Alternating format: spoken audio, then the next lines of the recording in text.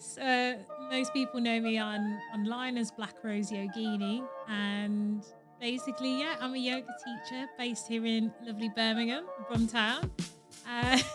With yoga, it's a space where I can connect with people and help people on their healing journey. Being a creative and a really, caring person, working in banking was probably the worst job I could have done, and it pretty much shattered my self-esteem. Feel like this is something I want to do, but I don't feel the confidence to do it. And I think I had this like fear in the back of my head that was like, will anybody trust me or someone that looks like me leading a class, teaching a class? And that thought came in my head, and that as soon as I got there, people were just staring at me.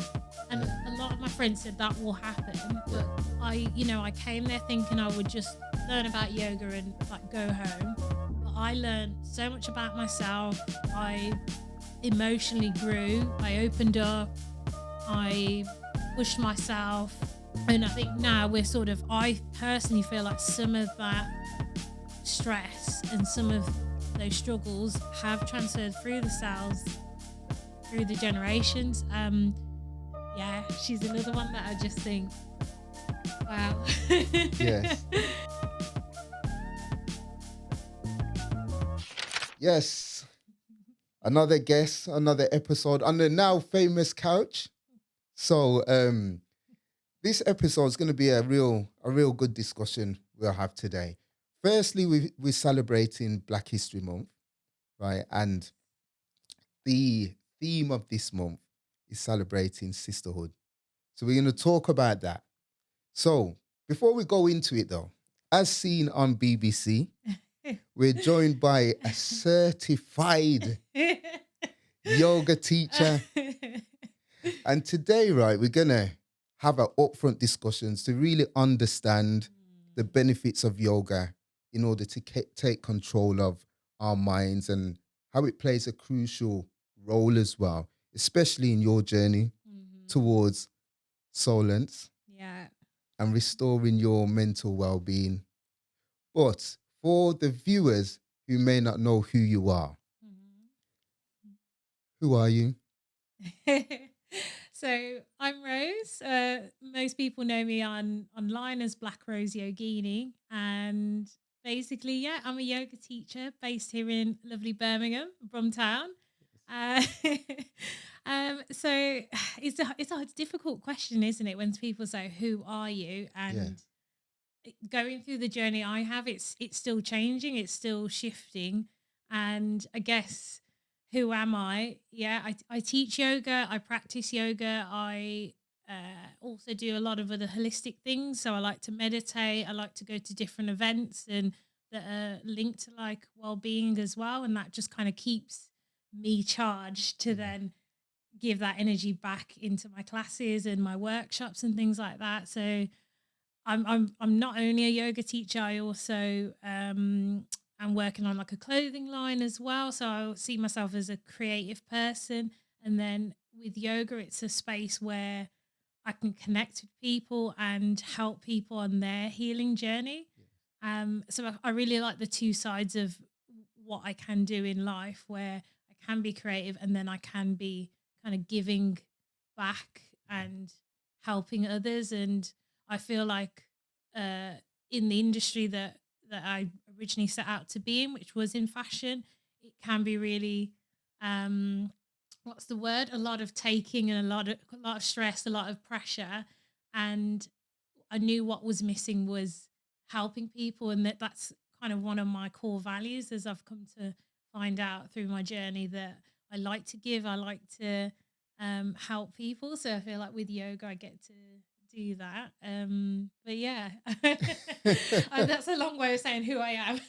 No, but it's important because I think it's important for the viewers to really understand who Mhm. you are and what journey took you to what you're doing now. But Mhm. before we even get into it, Yeah. you've just got back, right, from a big holiday I as well. did, yeah. How was it?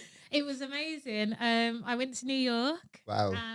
It was my mom's big birthday. So me, my sister, my mom, we went together. Yeah. And I think we've not been on holiday together for maybe 10, 12 years. Okay. Yeah. Yeah. So yeah, we went out for a few days. We took our mom to a beautiful spa. She loved it. And went shopping. We did like the Apollo Theatre, like all those Yes. things, and Yeah. like Statue of Liberty, lots of shopping, and then came back and was like, okay, spent too much money.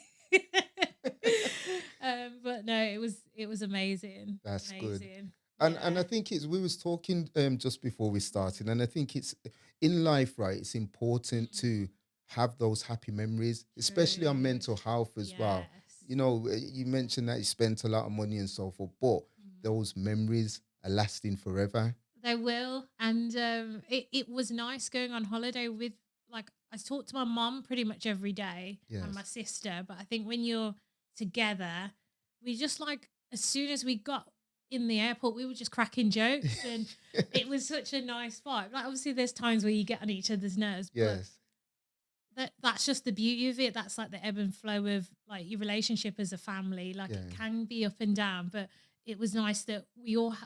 I think we didn't realize we all have the same humor, so Yes. we found all the same things funny. We're making all the jokes that, like, throughout the time. I didn't stop laughing, and that's one of the things that I think I'll never forget. And my Yeah. mom's face when we surprised her, and Oh, it then was a it was a surprise. surprise. She didn't know until about 2 weeks before. And we said, "Oh, we're going on holiday," and Yeah. then we were gonna just tell her in the airport because me and my sister were a bit like, "Yeah, let's like do a big surprise," but we got convinced that she's a Virgo, my mom, so she likes to be prepared. So we told her in advance, but we would have literally just went, we're in the airport and be like, by the way, we're going to New York. So yeah, it was, yeah, the memories, yeah, they will stay with me a long Yeah. time. Yeah. So Yeah. you know before, right, we go Mhm. into your Yeah. yoga. Yeah. I think it's always important to understand the context of someone's journey, right, Yeah. which brought them to doing the things they are doing today. And you're very grounded, right? You're a very grounded Thank person. you. So before yoga, Mhm. what was life like for you? Oh, it feels like it was many moons ago, but I'm trying to think because I think as long as I can remember, maybe like 5, 6 years ago, I would go to yoga classes um, every now and again. And I'd always notice how it would make me feel. And I'd just go and I'd be like really stressed out. And then after the class, I'd be like, it's all melted away. Not completely, but you just instantly feel like so much better after that hour. So that was kind of like the start of my journey. I guess before that, how do I even explain it? Like my journey's so long, so I'm thinking, where do I start? But basically, I um, studied fashion, and then tried to get into the industry, and that took some time, and then ended up swerving into like the banking world, and being a creative and a really, caring person. Working in banking was probably the worst job I could have done, and it pretty much shattered my self-esteem, and it really is. And I had to work in complaints as well, so you were kind of dealing with people every day complaining about stuff, and I got to the point where I got so desensitized that someone could be telling me the worst thing ever, and it was like I didn't feel anything, and I thought, this isn't me. Like I want to help, and I couldn't help, and eventually I left there. Um, Finally got into the fashion industry, working as like a buyer, Yeah. and again, I that came with challenges where I had the creative brain, but then it was the like demands and the pressure and the stress of delivering things, and then the company wanted more from me, but they weren't giving me more, and at that point, um I think I one day I found I think I came out of a meeting, and I remember I started shaking, and I couldn't catch my breath, and my friend took me outside, and I was having like a panic attack because I couldn't breathe, but I don't know, I felt like, I don't know, it's a feeling that I can still remember to this day, but it felt like you feel like you're almost gonna die, like, but you know that you're not. It just feels really overwhelming. And I think after that point, I remember thinking, I've got to do something about this. For a long time, I feel like I've been moving in all these directions and I need to do something. And at that point, I started going to yoga classes. I looked into getting a life coach. So I was kind of doing these things that was like helping me manage my well being. And I actually ended up speaking to a therapist as well, which as like a black person and coming from a Caribbean household, Yeah. it took a lot of uh, sort of mental convincing myself that I need that was something that was going to help. Because initially I was like, I don't really want to talk to someone about Yeah. how I'm feeling and my mental health, and that I feel like I'm struggling. But the Caribbean way is like just get through it, just shake it off, move forward. Yeah. And so yeah, I saw this therapist, and they kind of in the beginning they struggled to even get any words out of me. They'd be like, "So how does this make you feel?" And I'd just be like, "Yeah, I'm okay. Like it's fine." Like, and it took some time to really get talking and get the words out and start the Yeah. communication. And then alongside that, I was finding like a small community within the yoga classes I was going to. Okay. Yeah. And then I started working part time at this yoga studio near my current job. And I used to just love, as soon as I'd finish work, going to this studio, and I'd only do like 1 or 2 hours. You'd open up the studio, let people in, talk to people, and then you'd see the people go into their class, how they looked. They'd be like, like that. And then when they come out, they're like glowing and, they're chatty and like bubbly. And I would just be thinking that's how I feel when I come out of Yeah. yoga. And um, I don't know, I think I'd been at this studio just working part time for some time. And then I remember they started doing yoga teacher training. And I thought about applying, and I even spoke to one of the supervisors, and I was like, I'm thinking about doing it, but I'm not sure. And I kind of like, I didn't really take it seriously. I just thought, oh, something's telling me I feel like this is something I want to do, but I don't feel the confidence to do it. And I think I had this like fear in the back of my head that was like, would anybody trust me or someone that looks like me leading a class, teaching a class? And that thought came in my head, and that was quite a strong thought, which is sad to think about now. Yeah. Um, and I remember this, my supervisor, she was like, you'd be really good. She was like, your personality, people would love you. And like, she said really lovely things. And I was like, and as soon as she said that, that like negative thought stream that had come through, Yeah. I was like, oh, yeah, like, yeah, I guess like that, my personality is good. But then I was like, would I be a good teacher? And I had these sort of thoughts doing this in the back of my head. And yeah, so I remember, I think I inquired about it, and then I didn't do it. And then like No. a year went by, A whole year. a whole year. And I think I was still thinking about it. And I thought, okay, I think I'm going to do it this year. Yes. And I thought about doing this yoga course at the studio I was at for like a year. But something happened. I think I'm trying to remember where I was at the time. I was working at a job and I got fired. And again, my self-esteem just plummeted. And I think I remember just thinking, I just need to move forward. I need to do something else. I need to break this rut.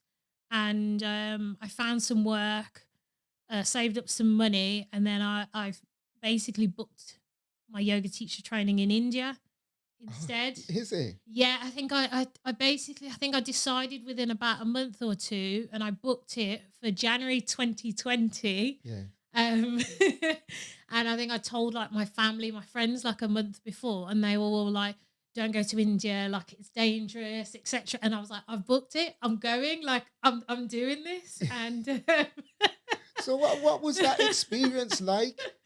going to India. Yeah. It oh wow, it was eye opening. I've traveled to Asia before, so Yes. I've been to like Thailand and oh gosh, it's gone up my head now. Thailand and Indonesia.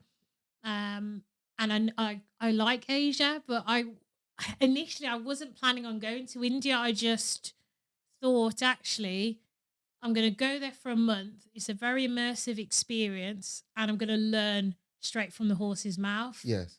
And then basically the when I got to India, as soon as I got there, people were just staring at me.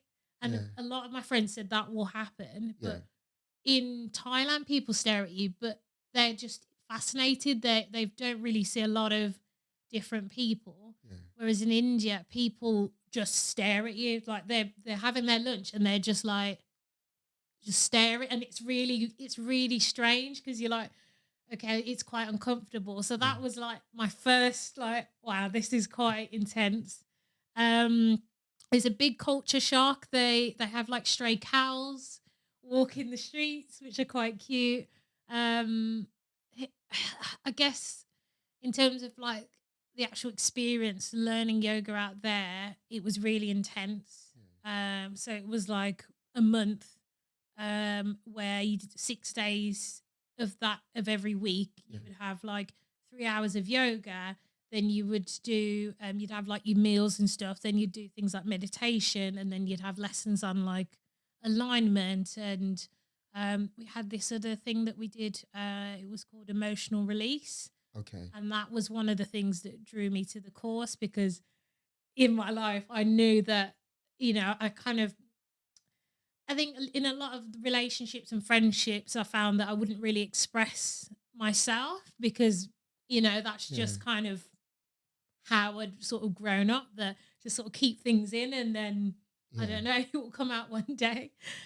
So the emotional release part was what drew me to this particular course in India. And that was without going into it too much, it's hard to explain, but basically it was this workshop where people released a lot of emotions, Yeah. and basically we store a lot of emotions in our physical body. So we did things like massaging the shins, the thighs, and the hips, and they said that a lot of our heavy emotions get stored in the lower part of the body. Is it? Yeah. And even when say you do things like yin yoga where you're holding poses for a long period of time, especially like poses where you're opening your hips, some people start to feel emotional because it's Okay. it's like you're open this part of your body that you've stored a lot of tension and energy there. Yeah. So in this workshop, we were just in pairs, massaging certain areas of the body, and people were crying, people were like it was quite intense. And it's crazy to think that, that we're walking around and we're holding these emotions just I wouldn't have thought that. casually. Yeah. Yeah, because I thought, I don't know if I fully believed that until I was in that workshop. And Yeah. the way people were releasing their emotions, it was like, if you cry or you shout or something, you kind of conscious that Yes. that's what you're doing, but it was like unconscious, like they almost couldn't help what was coming It was out. coming out. Yeah. Yeah. So it was a very weird, wonderful, crazy, intense, emotional experience all wrapped into one. Yeah.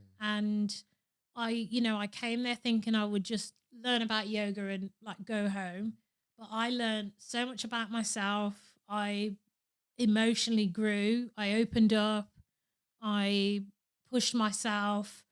I had one teacher that really believed in me, and he was like, some of the best teachers, might not be able to do all the poses or all the asanas, but they can teach, they can explain it the best way so students can learn in the best way. Yeah. And he really taught me that because I remember going to this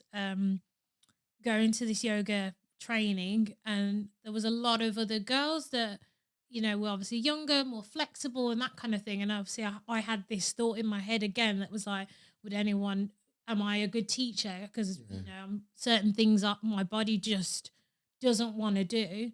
And when he said that, I thought that's true. Like I am a good teacher, I can explain things, I can do a lot, but it's all about the connection. And then the word yoga means unity. So, and that's, Oh.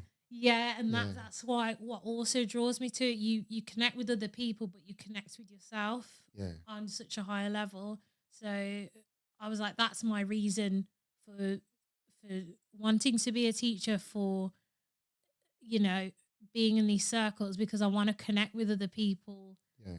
of a like mind. And yeah, I guess I mean, I could talk about this trip for days, but that's It, just it, like a little a little sort of it sounds like like a big turning point in your life. But It what I want to was. take you back to, because you said a few things Yeah. that really interest me. Mhm. Number one, when you said in terms of when you first went into counseling Mhm. and going into therapy, Mhm. and some of the thoughts that you had in terms of your barriers up. And Yeah. in our community, Yeah. it's it's big, right? We Mhm. tend to not want to share our emotions because we feel vulnerable Yeah. and so forth. But for you, Mhm. two questions really. Yeah. Yeah. Where does that all come from, right? Because everyone has different experiences that Mhm. brings them to that. Mhm. But the second part of that is, do you think since COVID that Mhm. we've started to be more in tune with our emotions and being able Yeah. now to speak about it more? 100%. I feel like in lockdown, especially, a lot of people had sort of come face to face with their own mental health and their own emotions.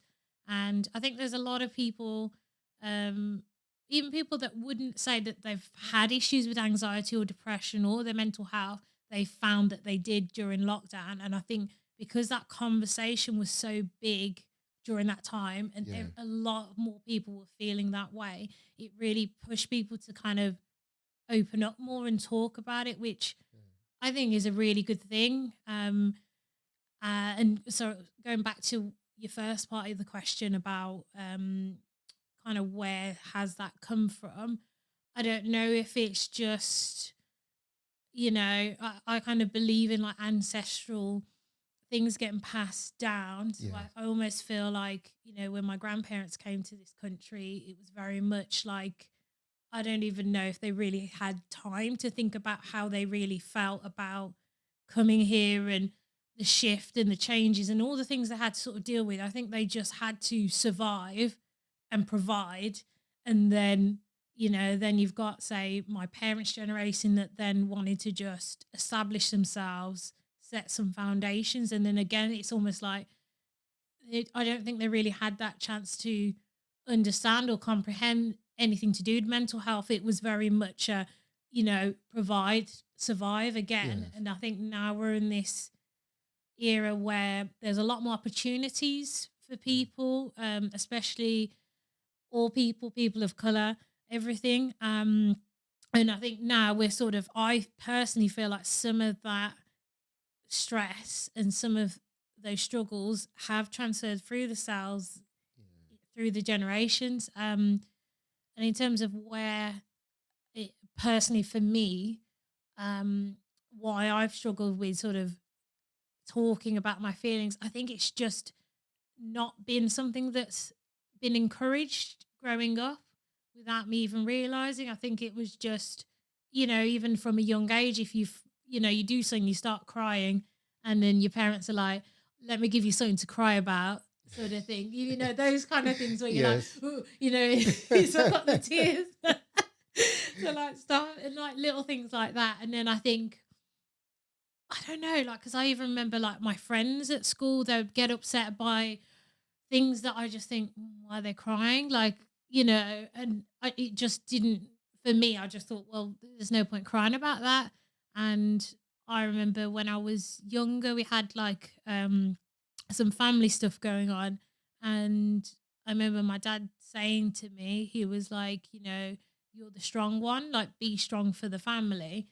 And I remember thinking, like, why does he think I'm the strong one? Like, I was just really puzzled by his sentence. But I guess in my I wouldn't even say I was the strong one in my family. I feel like my mom is a strong person, Yeah, and in the many years I've lived, I've rarely seen her cry. Um, and I mean, and most of my sort of younger years, a lot of my friends would come to me with their problems, and Yes. I'd just help them through it, and I'd just sort of carry on. And I've always tried to be positive, and so I don't know if it's a mix of all these things, sort of, I've not really paused and had a moment to, really confront myself with my mental health Yeah. until, later on, where I found myself in these situations where I've been pushed Yeah. to a point where, my physical body is telling me something's wrong. Like, and I think that's the thing with like panic attacks, or, if you're having an anxiety attack, your body's telling you something's out of alignment, something's not okay. Mm. And I think if that didn't happen to me, I probably would have I'd be the same Rose I was back then, very like uh, unconscious of my thoughts and my emotions. Like I'm still, it's almost like a baby or like a toddler. It's almost like I'm still trying to find my feet with my emotions and vocalizing them and understanding them a bit more. And I do things like journaling and find ways to try and express myself. But I feel like for people that, I would even say people that are British or white, I feel like they've, in those, maybe in their households, they've kind of been not encouraged, but allowed that space to express themselves emotionally. Yes. And, I almost feel like, people at the same age as me are there with expressing their emotions, and I'm sort of back here, but I'm steadily trying to catch up. So I'm not sure if that's answered your question, but No, it has, right, because you said something as well, which I think is a Mm, topic, and a few people have said mhm. it around that generational trauma. Yeah. Because this year we've celebrated 75 years of Windrush, right? We Wow. can't even imagine what Mm, our parents and their parents no, went through, no. right? The struggle to get to where we are now. And Mm, if you think about it, how hard it is for us to access mental health services or even mm, go and ask for help. yeah. So can you imagine them? Back then, They probably didn't have that infrastructure no, or anything like that, you see. no. And I think it's important because again, this is Black History Month, Mm, right? And it's about celebrating. They always say, right, is we are the hopes and dreams of our ancestors. And I mhm, do think some of the things that you're doing on other people, mhm, because you're raising awareness, mhm. you're making it feel comfortable for people to talk about these things.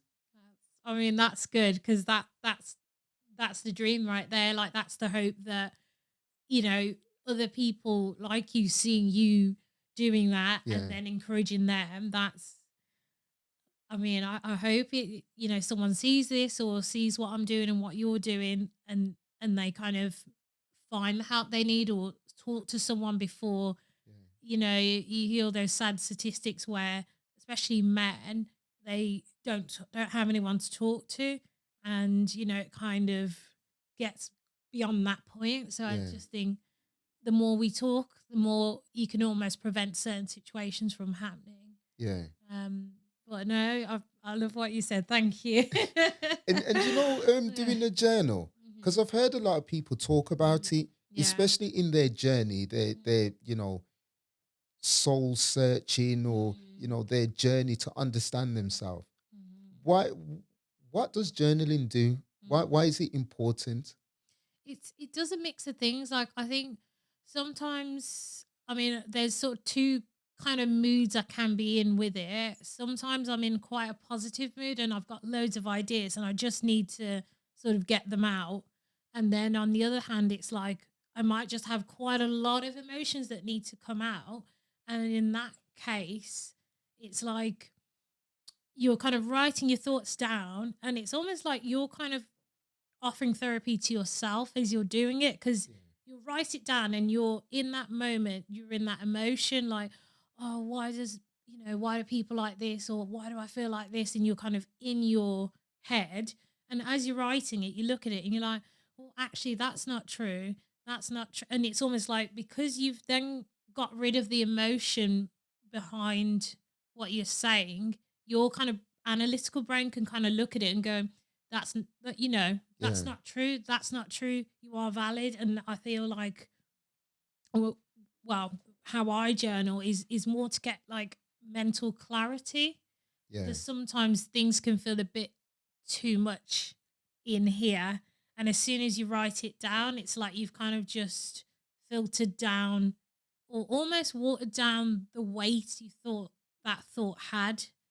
Um, it's not as big as you think it is. And Yeah. once you get it out, it's good. And sometimes, this might sound a bit woo, but if it's like, so I'm not always, but sometimes if I've really just journaled and I just need to get rid of really thoughts I just don't really want to be carrying, sometimes they kind of get ripped out and like, burned or something like. Okay. Yeah. And some people find that therapeutic during a full moon or, whatever, or you don't have to do it. But sometimes physically just getting rid of the words and the thoughts, you feel like you're not carrying it. So I guess that's a benefit of it, and the clarity Yeah. and the space, and also just getting rid of thoughts that, might be just sort of weighing you down for way longer than they need Yeah. to. And do you do Yeah. it like every day, or is it just Mm, when, say, for instance, you're feeling that you mm, want to offload something? mm. Is it then, or is it Yeah. a everyday practice? I mean, some people do it every day. I generally just do it when I really feel I need to. Like Yeah. when I was in India, I did find, I think because I had more time and, you didn't really have like TV or distractions or anything. Yeah. You were just there to, cleanse and do yoga. And so, yeah, when I was there, I almost journaled every day and I had Yeah. so much that came through and it was really powerful. Like I'd have to, like at the end of the night, I'd find would be the best time because you'd gone through the day, you'd been Yeah. through everything, and I'd like shut the door, turn the lights off, and just go for it. And it was just like a nice way to, before going to sleep, just getting rid of Yeah. whatever was there. Like, so yeah, anytime really. And because society, while you're speaking, right, and it just come to me Mm. in this day and age, right, it's fast paced. Yeah. You've got social media, people are working long hours, people are True. hustling, doing Mm. different things, right? We don't really get the time and the space, right, to just sit down for even 10 minutes of No. just silence, Mm. right? Do you think that is having a big, big impact as well on our mental health? Yeah. Yeah, definitely. Because I think, because what I try and do is like 5 minutes, 10 minutes or something of meditation a day. Yeah, And sometimes that doesn't happen if I'm being honest. But the days that I do, I feel much better just to take a second just to pause. Cause sometimes, your brain is like, I've got to do this, I've got to do that. What about this? And you feel like you don't know where to start. And I yeah, think just having that small time of like, okay, right, I feel a bit rested. I can kind of come back to things. But also with what you were saying, that is the fact that we're so busy and that contributing to our mental health, yes. But also when we were in lockdown, everyone was at home yeah, and then their mental health wasn't great. But then you found that more people had the time and the space to pursue the things they wanted to do, yeah, or a lot of people set up businesses and stuff. So I think although there was a big decline in mental health during that time, people had that space to pause and reset. And I think with the pause and the rest and reset, you can really figure out better, you can navigate better. yeah, Um, so yeah, I guess, I would even say like if people can make 5 minutes, yeah, even if you're in the toilet and you just sort of put your headphones on and meditate yeah, because, no one's going to bother you there, or, but it can really make a big difference. And I think we all have 5 minutes. yeah. We all have 5 minutes. I think it's the Yeah. preparation though as well, because Mm. for what happens with me, Yeah. right? Mhm. I do multiple things, like a lot. I'm on more ways moving, right? And I never get to switch off. So when I go to the sauna, Mm. I find it hard, right, to switch off because my brain's still ticking. Still But going. what happened was one time, bro, is I said to myself, Mm. I'm gonna go to the sauna and I'm gonna really fight hard, right, and switch off. Yeah. And I did. Oh, I went really? to the gym, Yeah. right, and I trained and I went to the sauna and I really switched off. Do you know what happened after though? Is that I was so chilled, right, in my brain. Mm. It almost felt uncomfortable because it was something that I wasn't used to. Oh, And then yeah, interesting. and I was just that whole day I was chilling. I was in chill mode. Even when I'm driving around, I'm Yeah. just like in so chill mode. And I liked it. I'm not gonna Mm, say that I didn't like it, mm. but it was a feeling, something that I wasn't used to. Yeah. And Yeah. I think as people, we have to probably get used to that. Because it was a shell shock for me. Yeah. You have to get comfortable with being uncomfortable Yes, because that's the one. it's unfamiliar, isn't Yeah, yeah. it? You see, with the mind, right? Mm, The mind is very, very powerful. It's a powerful thing, mm, right? And you posted something, and I'm gonna read it out. It may be a mhm. quote from someone Okay. else, right? But what in the post, right? You said, "We don't get what we ask for. We get what we believe." Yeah. And when that, and I thought to myself, "You are right, you know." But I want Rose to break this down. Yeah, uh, because also actually, I feel like I want to quote somebody else now as well to start this off. But Go on, man. Do it. Start it off. so I'm a big fan of Stephen Bartlett, which I Yes. know you are as well. Yes. And he said something the other day. What did he say? He said something about um when your needs aren't met. Um, he said something like when your needs aren't met, like yeah, when your needs are unfulfilled, that's when you get like upset or Yeah. disappointed or whatever. And he was like, you could be chasing something and you don't get it, or you've ordered food but you didn't get your fries, and like he Yeah. was just doing analogies like that, and you kind of get attached to that thing, but when you Yes. don't get what you want, that's where the discomfort comes from. And with that quote, about you get what you believe, Yeah. you almost think you want something, or you want a certain path, or you think your life is going to go a certain way, Yeah. and when it doesn't, your needs aren't met and you feel unhappy, but Yeah. then life gives you something else Yes. that works in a better way. So I'll give an example as well. In my life, I was chasing this career in fashion buying, and it really wasn't working for me. I was not really doing well. I was unhappy. And then that job where they let me go, I was really upset because I thought, wow, like what am I gonna do? And I just thought, I don't know, like something told me, you need to go and do this. You need to go and learn to be a teacher. And then, and I just went with that. And I think Yeah. that's what I thought, that's what I wanted. I wanted Yeah. to work for a company and be this person, but I really wasn't that person. Yes. Whereas yoga, it is, it is working for me. It spoke to me, and it believes in me. I believe in it. And I feel so connected to it that some of the things that I've achieved with yoga have surpassed what Yeah. I even thought I could do. So And yeah. that's why I always start these discussions with trying to understand the context of Mm, someone, because believe it or not, I believe in it anyway, and most people may not, but I believe that we're all here for a purpose and we yes. have a calling, right? Yeah. And there's our destinies kind of mapped out for us, Mm, and we may veer off it.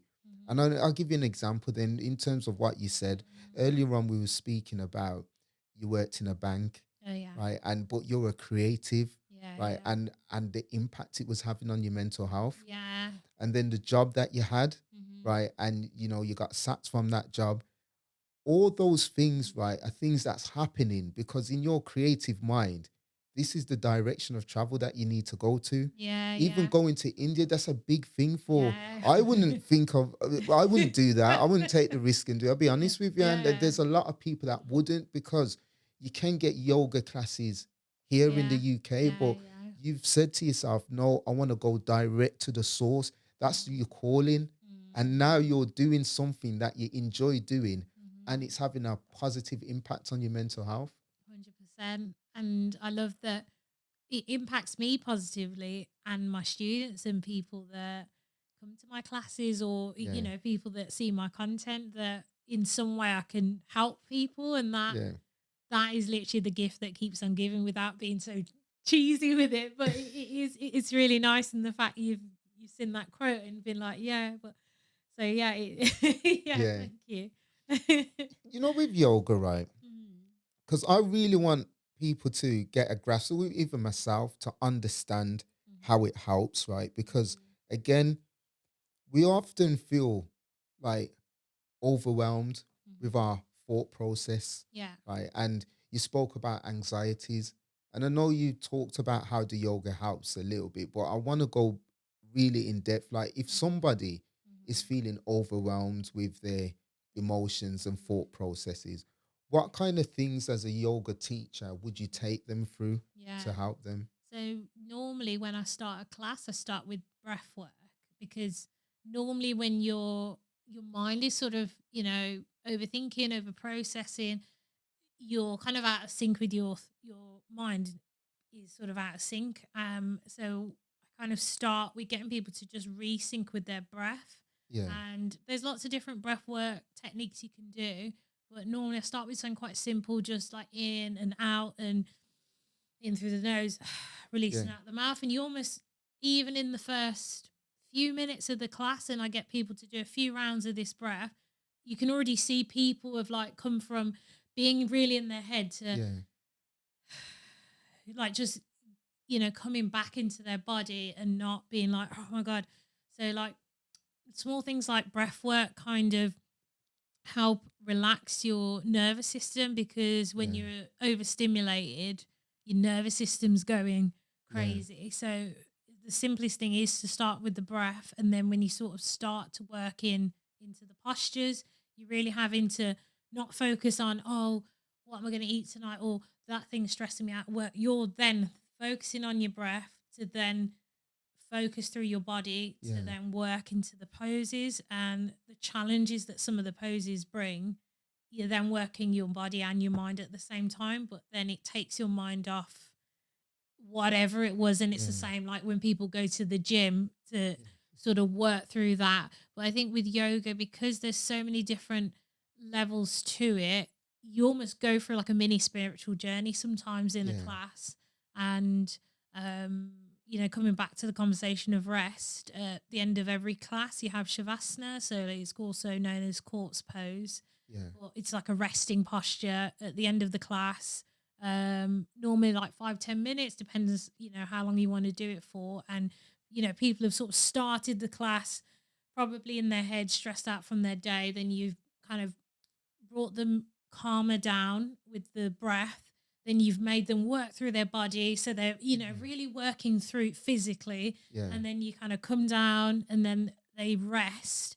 And it's almost like they've just gone through this journey of working through things, and then the rest is really where the body gets time to reset and repair. And um I like to do a little bit of like healing sort of music, and yes, I play like a singing bowl sometimes, and I think people respond really well to that. So I think you are going through this whole process in this one session, and I think all that kind of contributes to yeah, someone feeling overwhelmed, someone feeling stressed, someone going through anxiety. There's certain breath works that are specifically for calming the mind down. There's one called Humming Bee, where you kind of close your ears and you kind of hum in your head, and okay, the sort of vibration of it kind works to sort of stimulate, not stimulate, sorry, calm down your nervous system. And yeah, all these little things. It has so many in each pose and each breath work. They all have so many different benefits that when you sort of comboing them together, when yeah, you're playing like a fighting game and you do like yeah, a combo, yeah, once you sort of combo it all together, it's you really just, yeah, you yeah. are.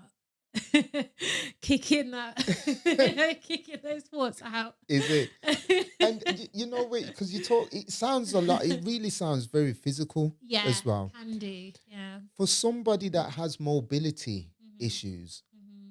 can they get involved in your Yeah. classes and that? How do you accommodate that? Like adapt. Yeah, I've had like one of my friends.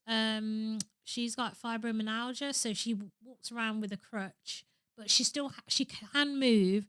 So she's come to my classes. So when she comes, I try and do more poses where she doesn't have to sort of stand. She can Okay. kind of be more like on the floor and kind of be on hands and knees and different things like that. And I Yeah. always in my classes I'll check with people, what, you know, um injuries or anything like that I need to know about, and then I can kind of adapt Yeah.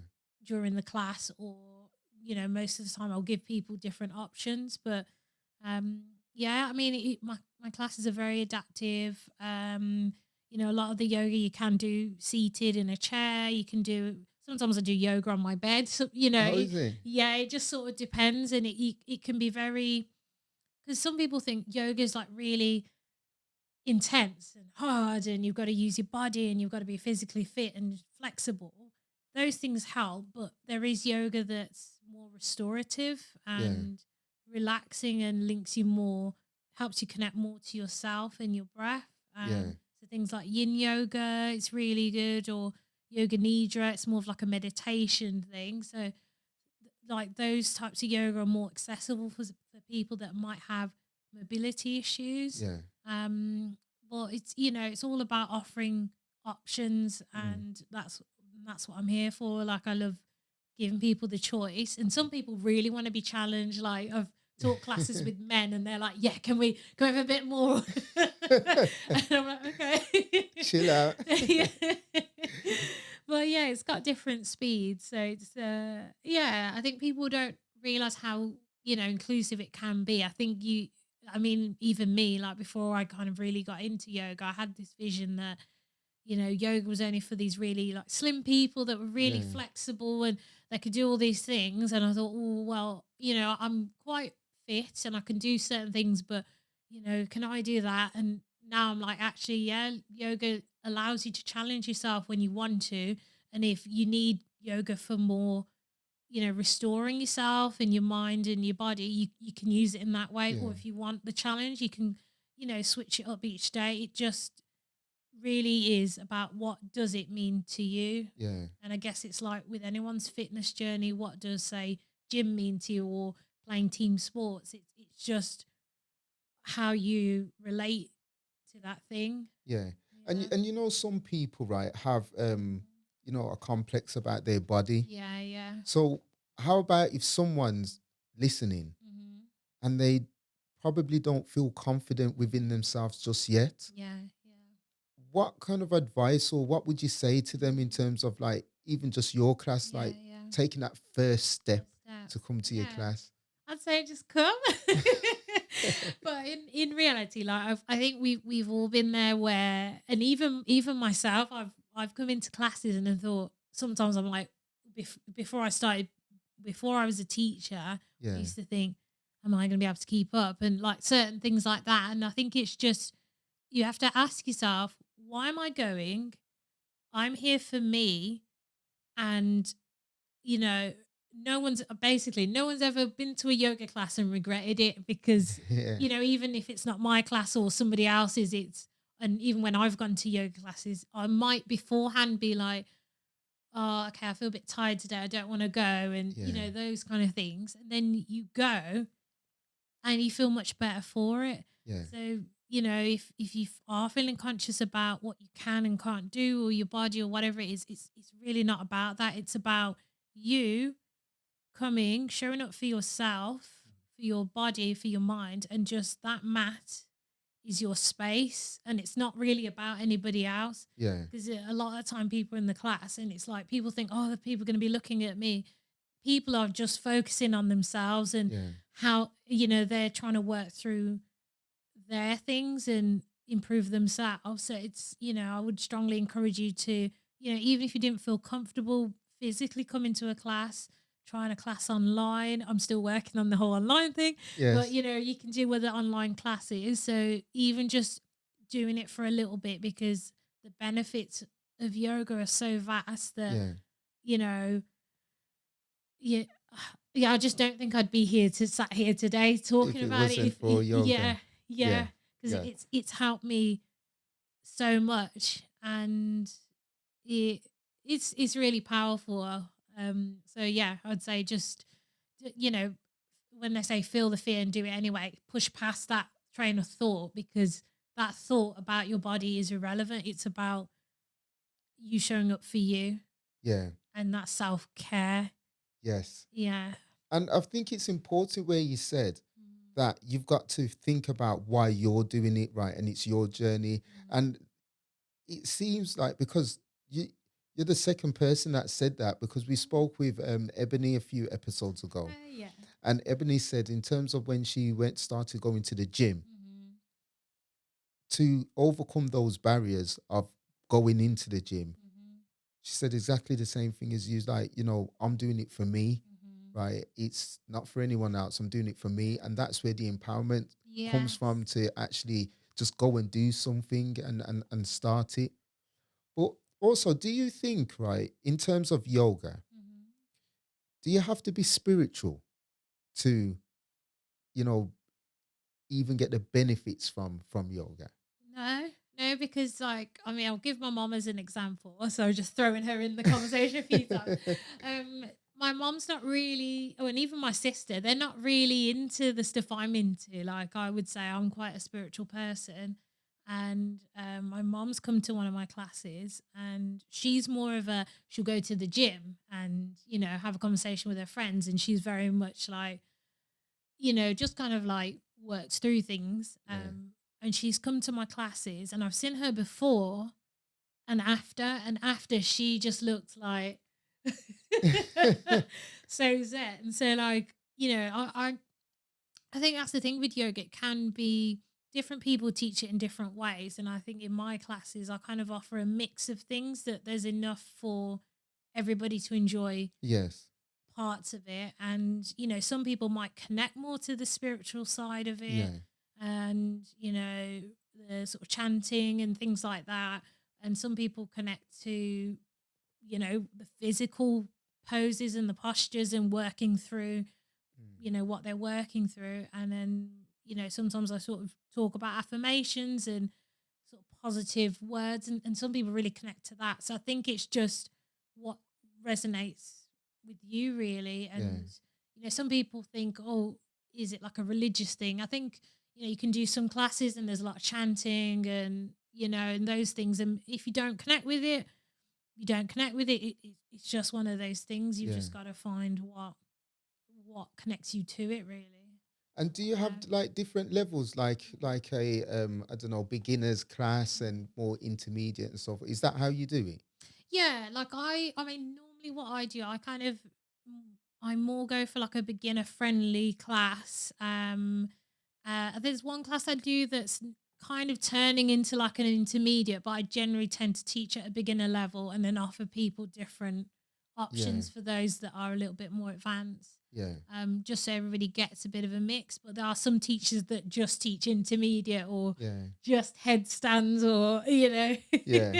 but I really like teaching beginners. I like people that are new to yoga or sort of early on in their journey, because it just reminds me of m- me when I sort of started, and I kind of like empowering people at that level. So Yeah. yeah. And where can people find you? So where do you deliver your classes? What days, and how can they get in contact with you? Yeah. So I'm on mainly on Instagram. I'm known as Black Rose Yogini, and I'm also that on Facebook, but I'm more of an Instagram girl. Yeah. They can also email me. To see if I remember my email now. I think it's just blackroseYogini@hotmail.com. And my classes, I normally teach every other Monday in Aston at Yeah. CFC Studios from about 7:30. Okay. And that class is that's like my my baby sort of thing, because it's Is it? it's like this the class that it's my own thing that I'm running. And um I kind of include a lot of movement into my Yes. yoga. So we kind of start with some movement, then we work through the poses, and we get to relax, and that's like, really go for it there. And then on the alternate Mondays, I teach at a yoga studio called Yoga Born in Sturchley, Yeah. and that's about 8 o'clock to 8:45, and you can book through them. Yes. And then the end of October, the 27th, which is a Friday, Yeah. for about 6 weeks, I'm going to start doing yoga. We're doing it in a judo club. Oh, is it? Yeah, it sounds unusual, but it actually works really well. They put the heating on, and we do kind of like a warm yoga class. Yes. So I'm doing that there, and I get more of a mixed, like, men and women come Yeah. to that class, and I kind of, do more of a intense session there. Yeah. And then I'm just trying to think. There's another one. I'm doing sort of workshops every 2 weeks, roughly. That's basically an hour of yoga, generally quite restorative, and then we do like a like sort of half hour, 45 minutes of meditation, Yeah. and they sort of really complement each other. That is women's only, and that's sorry, it's in Shard End, it's Castle Bromwich Church, but you can just contact me Yeah. directly. I can let you know more about that. And do you know what, Yeah. right? Do you think would kids benefit from do kids benefit from yoga? And Kids do you do. do kids yoga? I don't do kids, actually. I've not taught a kids class. A few people have mentioned it to me, and I've just not done it, and I don't know if it's not called me yet. I Yes. think, but I know kids do benefit from it, and I've seen videos where they kind of do like animal sounds, and they Yeah. make it quite fun, which is kind of part of my personality. Like, I think I would Yeah. probably get into it. I've just not taught any kids yet, so Because while you was talking, I was thinking about because it's helped you with yeah. like mental health and things. Mhm. I'm thinking, Mhm. would it be? Is there a place for it in the schools? I think so. Even if it was like, in PE, you had it Yes. once a month or something, just to break it up a bit. Because I Yeah. think it would be really good, even if you did a mix of like yoga, Pilates, so Yeah. people get a bit of a mix. But yeah, because especially now, these young kids are really, they're getting anxiety and things like that a lot younger. And it's really sad, Yeah. because I guess now they've got social media to deal with Yes. as well, and all these extra things that I guess we didn't have when we were younger. Yeah. But yeah, I think definitely like yoga in schools, or something like that, some kind of self-care session for kids, because mental health's so important. Because Yeah. if you don't have your mind, or you don't have, it can really cause that ripple effect and Yeah. cause problems. So yeah, I think Maybe that's a brilliant maybe something you can think about in the future. When we see you heading up the schools, we can say, do you know what? We spoke about it first Yeah, here. yeah. I'll be like, thanks, Steve. So look, we're celebrating Black Yeah, History Month as well this yeah, month, right? And it's all about sisterhood. yeah, yeah. So the question I want to ask you, Mhm. who inspires you? Okay. There's two women, especially on Instagram, that I'm following at the moment, and one of them, I don't know her name, but I know her handle. She's called Unapologetically Black Yoga. I don't know if you've seen her. I've seen, yeah, Yeah. yeah, And she does basically a lot of, I think she's like based in London, and she does a lot of these sort of like movement type yoga sessions. And yes, she talks a lot about, releasing ancestral traumas, and, releasing, stagnant energy out of the body. And like, she's very like black centered and black focused. And I just really like how she's authentically herself and just doing it with such gusto. Like, she's just out here, she's yeah, herself, and her energy is really powerful. Like, I'll just watch a video and I'm like, yeah, like I feel that. Like, like I think some people just have that like I don't know. There's just something about the way she comes across, and I've met her now. Actually, I went to Okay. one of her workshops, which was again like down in London, and it was just such a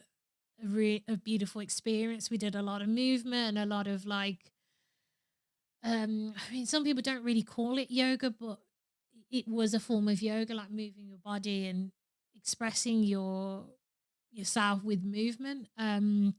So yeah, sorry. So I just like what she does and what she stands for and how she does it, because it reminds me of why I became a teacher, and my main reasons was, I wanted to teach people, but I wanted to see more black people, more Yeah. people that look like me doing yoga and healing from it, Yeah. and upgrading themselves, and helping themselves heal. So yeah, she's one of those people that I'm like, yes. Yeah. Um, there's another lady. I think she's an American. She's called Afro Yoga by Angie. Yes. I might have mixed some of the words around, but she again, I think they're just really good business women. The way they um, do their yoga thing, but then they've got like retreats and like Afro Yoga by Angie. She's got like products, and I think I just like the way Yeah. they're women, they're doing yoga, they're unapologetic, they're black, and they're just making it work. So I kind of aspire to, Yes. in terms of the levels, I want to sort of level up to those levels. So I find them really inspiring, and I love their authenticity as well. Yeah. I've just remembered another lady. I know you said one, but I've Go got ahead. three. Go I've ahead. got three. Yeah. That's why I've got the t-shirt on now. You've got what's the t-shirt? Yeah, it says Black History, our history, your history. Yes. Yes. And that's important. Very important. Yeah, it is. So the Yeah. third one. Oh yeah, third one. She's called Thick Thigh Yoga, and she's another one. I think she might be like mixed. And she's American as well, and she's really curvy and she's really flexible, and she does all these yoga poses, and again it comes back to the whole body thing. People kind of look at, oh, if you're a certain body type, would you be able to do it? And she just does all these poses, and she's really just she's just really good. And I just love that she's empowering herself, she's accepted her body, and we should all, and every time I see her it makes me think, accept yourself for who you are and your body for what it can do. And yeah, she's another one that I just think, wow. Yes. Yeah. Empowering. That's empowering. Yeah. And you know what? Yeah. Right. Just listening to that, I think we're gonna continue this on our platform Yeah. in terms of celebrating our brothers and sisters. Yeah. Because I think it's important that we start recognizing one another and really celebrating, not just for Black History Month, but why not just continue to do it? True. True. Yeah. Because it's a nice thing to do, isn't it? Because I think sometimes people don't want to compliment other people, or and I think it can really make someone's day, being like, I really like the way you've done this, I really like the way you wear your hair, or small things like that can really make a difference on someone, and recognizing someone for what they're doing. Yeah. It's like, it just keeps going, doesn't it? It's that gift that keeps giving. It's that motivation, isn't it? Yeah. Yeah. What we always do as well, we ask our last guests to pose a question to our future guests. Okay. They don't know who the future guest is. And this is the first time I'm reading this question.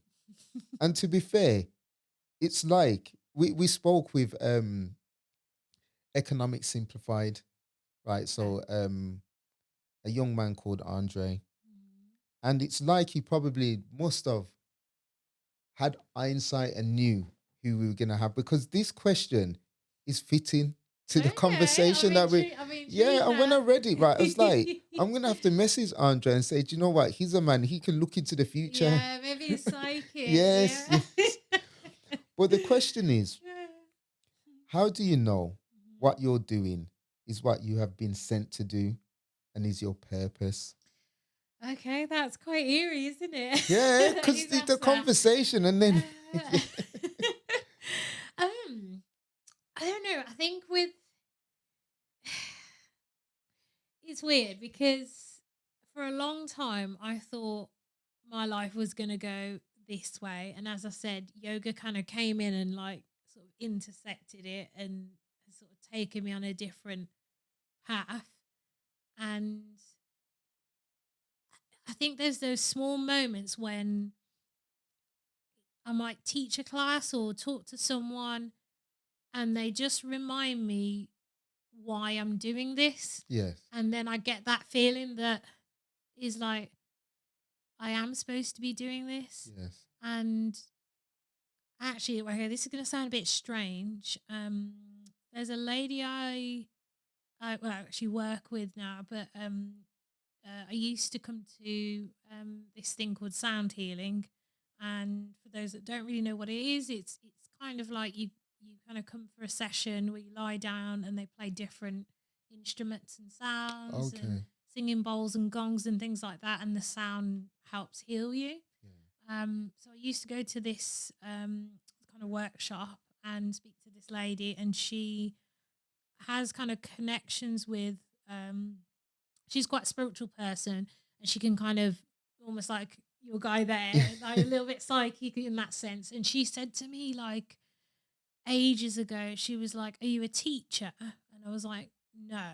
And she's like, "Do you want to become a teacher?" And at this point, when someone says teacher, you think like in a school or. yes, And I was like, "No, it's not really been an interest to me." And she's like, "You're gonna be a teacher and you're gonna oh, teach people and help them." And I was a little bit like, okay, like I'm not sure what to do with it at the time. But when she said it, I was like, okay, like, and then put it in the back of my mind.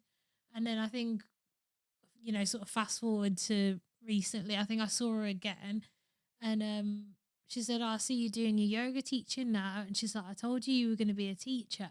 And I was like, "Yes, you did." And well, obviously at the time it feels a bit abstract. So there's moments like that that make me think a lot like I'm moving in the right direction and certain yeah, things are sort of happening. And, especially with yoga, it's like, I've not been doing it that long. Well, a few years now, but in terms of how long I've been trying to work up my other career, I've seen a lot of things happen for me in my yoga um, career, shall we say. It feels weird calling it a career. It feels like more of a lifestyle and more of a, yeah, you know, building the community. And yeah, I've just seen a lot of good things happen. I've connected with a lot of good people. So it feels like those small moments where someone says something or I meet someone or something happens, I just get this like reassurance, like this small, like, yeah, okay, yeah, that feels good. That feels right. So